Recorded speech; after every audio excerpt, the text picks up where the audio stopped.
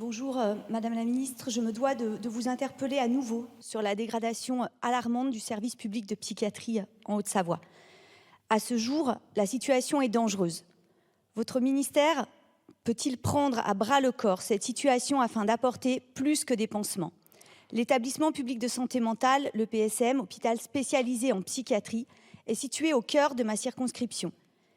Les dirigeants, le personnel, les représentants des usagers ne cessent de m'alerter de leur situation qui ne se résume qu'en problématique.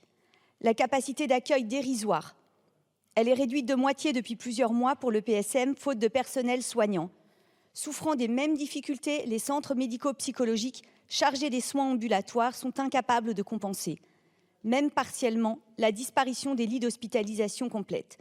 Sous-dimensionnés par rapport aux besoins et aussi en manque d'effectifs, certains espaces d'accueil de jour, pourtant récemment ouverts dans le département de la Haute-Savoie, ferment d'ores et déjà leurs portes. La gérontopsychiatrie n'est pas épargnée. Les 25 lits de l'unité de l'EPSM ont été fermés il y a 2 ans et les patients qui s'y trouvent ont été dispersés dans d'autres services inadaptés. Capacité d'accueil, disparition des équipes mobiles d'accompagnement aux patients souffrant de maladies psychiatriques. Elles ont été supprimées, réduites ou ne seront pas reconduites par l'ARS.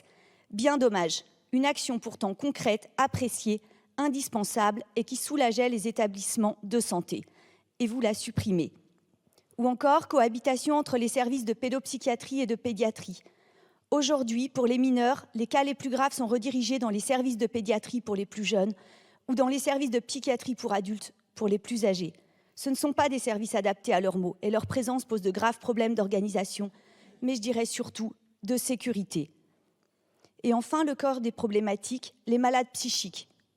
J'ai honte. Comment peuvent-ils adhérer à un traitement, nouer une alliance thérapeutique, envisager de se reconstruire, quand ils ne sont plus hospitalisés qu'en état de crise et sous la contrainte, puis rapidement renvoyés vers un suivi extra-hospitalier qui reste malheureusement hypothétique.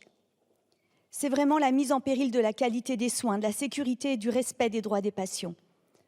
Monsieur le ministre, je ne cesse de vous interpeller.